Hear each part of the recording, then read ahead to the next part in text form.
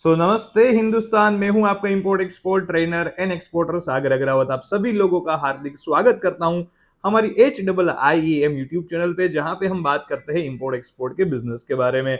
आज के वीडियो का टॉपिक है what is the BRC in import export business, मतलब बैंक रियलाइजेशन सर्टिफिकेट, जिसका फुल फॉर्म होता है, शॉर्ट फॉर्म में बोला जाता है BRC। तो एक्सपोर्ट इंपोर्ट के बिजनेस में बीआरसी का क्या रोल होता है, बीआरसी होता है क्या, ये टॉपिक के बारे में आज की वीडियो में हम बात करने वाले हैं। देखिए, अगर आप एक्सपोर्ट का व्यापार करना चाहते हो तो आपको ये जानना बहुत जरूरी है कि बीआरसी सबसे पहले होता है क्या। सारे लोग ऐसा मानता है कि एक्सपोर्ट इंपोर्ट का व्यापार करने के बाद, मतलब कंटेनर चले जाने के बाद, एक्सपोर्ट कर देने के बाद हमारी रिस्पॉन्सिबिलिटी कंप्लीट हो जाती है, पर एक्चुअल में ऐसा नहीं है। एक्चुअल में नियम ये है, रिजर्व बैंक ऑफ इंडिया की ओर से गाइडलाइंस है कि आप जितनी भी बार एक्सपोर्ट करो उतनी ही बार आपको वापस अपना इनवॉइस के हिसाब से पेमेंट लाना अपने बैंक अकाउंट में जरूरी है।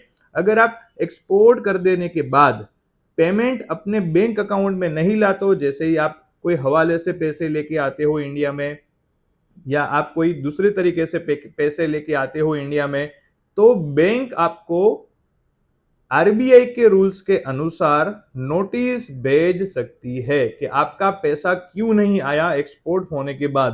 तो देखो, यहाँ पे एक नियम है कि जैसे ही आपका एक्सपोर्ट हो जाए तो उसके बाद इनवॉइस का मिनिमम 75% वैल्यू वापस इंडिया में आना जरूरी है। एक एग्जांपल के साथ आपको मैं समझाता हूं कि अगर मैं एक्सपोर्ट करता हूं इंडिया से कोई भी आइटम, मेरी इनवॉइस वैल्यू है $10,000, तो $10,000 में जो मेरी इनवॉइस वैल्यू है, तो उनमें से कम 7,500 यूएसडी मेरे बायर से मुझे आ जाने चाहिए एक्सपोर्ट हो जाने के बाद। अगर नहीं आए पैसे मेरे, तो मेरे को वापस बैंक में जाके मेरे उसको आंसर करना पड़ेगा कि ये मेरा पैसा क्यों नहीं आया, उसका मुझे सारा जवाब देना पड़ेगा। और जब भी अगर आपका पैसा आ जाता है बाहर से, तो आपको invoice, packing list, bill of lading, shipping bill, ये 4 डॉक्यूमेंट लेके आपको बैंक में जाके सबमिट करवाने होते हैं।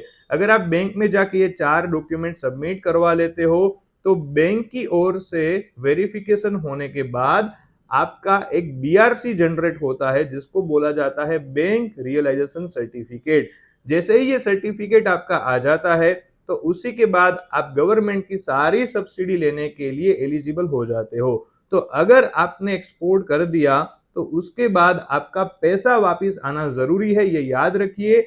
आपने एक्सपोर्ट कर दिया तो उसके बाद की आपकी जो रिस्पॉन्सिबिलिटी है वो बैंक में जाके डॉक्यूमेंट सबमिट करवाने तक की होती है। अगर आप एक्सपोर्ट कर देने के बाद डॉक्यूमेंट सबमिट नहीं करवाते, तो आप ही की बैंक आपको नोटिस भेज सकती है, और उसका आप आंसर नहीं देते तो आने वाले 1 से 2 साल में आपका वो पूरा केस है वो आरबीआई को रिफर कर दिया जाता है।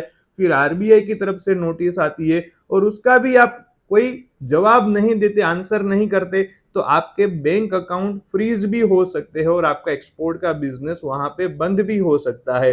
तो इसीलिए आप सभी लोगों को ये वीडियो के माध्यम से एक नॉलेज हम प्रोवाइड करने का प्रयत्न कर रहे थे। जैसे मैं खुद भी एक्सपोर्ट करता हूं, तो मैं भी जितनी भी बार एक्सपोर्ट करता हूं उसमें 1-2 महीने में जितना भी मेरा एक्सपोर्ट हुआ है सारे डॉक्यूमेंट इकट्ठा करके मैं बैंक में जाके उसकी फिजिकल को भी सबमिट करवा देता हूं, और उसके बाद डॉक्यूमेंट जो बैंक के 1-2 डॉक्यूमेंट होते हैं उसके साथ मर्ज करके सारे डॉक्यूमेंट सबमिट करवा देता हूं, तो मेरा बीआरसी जनरेट हो जाता है। और जब मेरा बीआरसी जनरेट होता है तो गवर्नमेंट की ओर से मुझे जितने भी इंसेंटिव्स, जितनी भी सब्सिडीज, जो भी मुझे पीछे मिलता है, वो सारी सब्सिडीज और सारी चीजें लेने के लिए मैं एलिजिबल ऑटोमेटिक हो जाता हूं। तो आप सभी लोगों को आज के वीडियो के माध्यम से मैं ये नॉलेज प्रोवाइड करना चाहता था कि जरूर एक्सपोर्ट करने के बाद अपना बीआरसी जनरेट कर लीजिए, वरना आगे जाके आपको प्रॉब्लम हो सकता है।